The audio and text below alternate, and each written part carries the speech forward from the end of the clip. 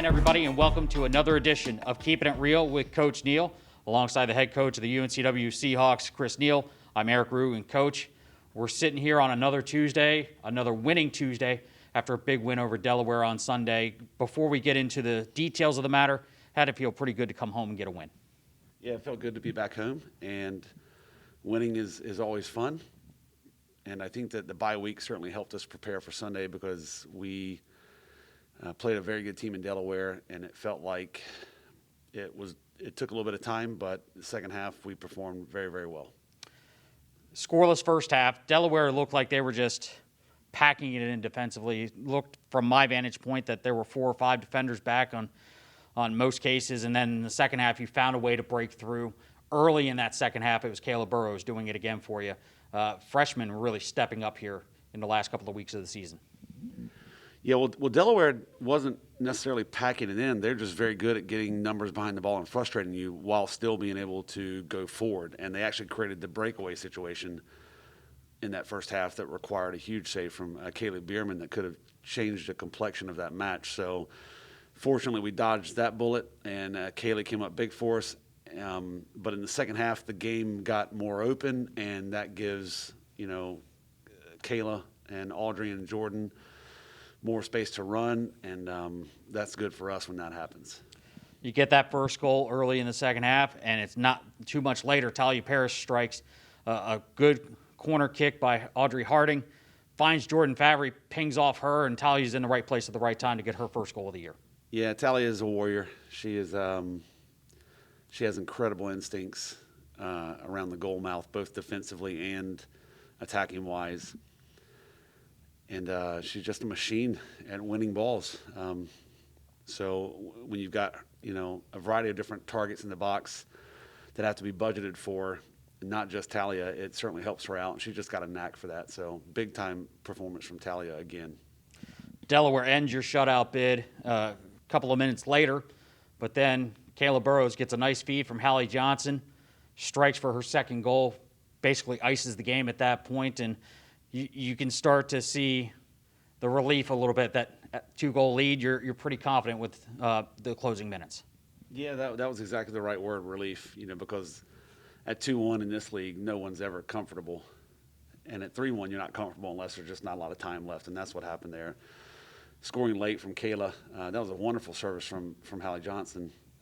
But for her to bring that ball down under that type of pressure, under those type of wind conditions, and to finish the way she did at that point was just a huge exhale for us at that moment.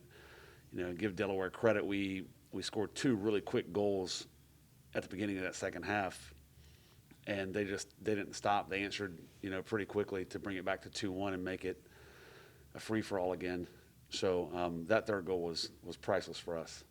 That gives you 6 wins in the league. That secured a spot in the postseason in the CAA tournament. You were the first team to do it on Sunday. Obviously, there are bigger goals ahead, but to get that first step had to be a pretty big feeling, especially doing it at home. Yeah, we're in that point in the season where you're trying to check off little milestones. What's next? First is qualifying. Now, can we keep going and maybe win it? Can we get a high seed? All those little things that you're now trying to achieve. But, qualifying in a tournament where only 4 teams out of 10 make it is a huge relief because that's very hard in this league. So it feels really good right now. One of the standouts I thought that didn't make the score sheet necessarily was Madison Henry. I was really impressed with her play. I thought she was really aggressive Sunday in the win over Delaware. How good is it to have those type of players that can not necessarily find the score sheet, but still make an impact for you?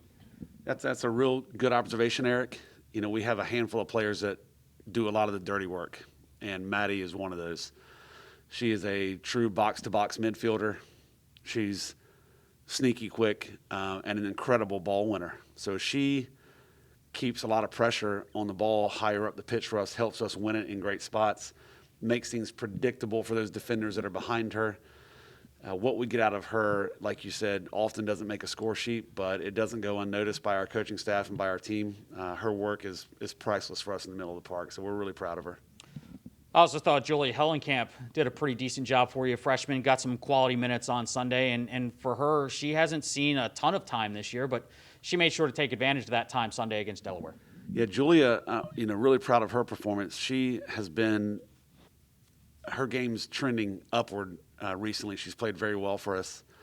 She also had to play in multiple positions at the snap of a finger due to an injury on Sunday. So that's also a wonderful part about Julia's game is that she can play in a variety of different positions, and she's very, very good with the ball.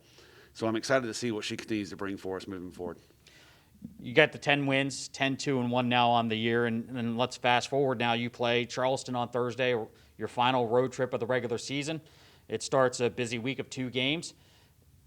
You know, at this point, you are in the driver's seat to clinch the regular season title. Now that focus is there, how do you keep the pressure off the kids as you head into that game with the Cougars? Well, I think that what we do is we just don't change anything. It sounds cliche-ish, but we've been taking it one game at a time all year. So we're not going to change that at this point. The last time we went into Charleston, we came away with a loss. They are very well coached. They are very well organized. They have scored, I believe, in their last 5 CAA matches, and probably were unlucky not to have scored more. It's a team that is very good at home. So we know it's going to be a dogfight. Every CAA game is, every CAA road game is, and that's all we're going to do, Eric, is just play this game just like we have all the rest.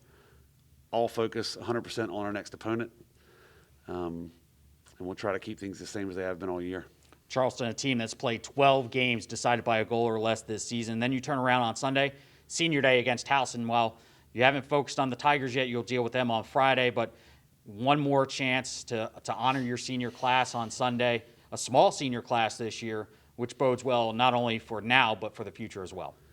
Yeah, Sunday will be an exciting day at home against Towson. We're going to honor Audrey Harding and Joanny Ramos on that senior day, 2 wonderful human beings that have had huge impacts on our program.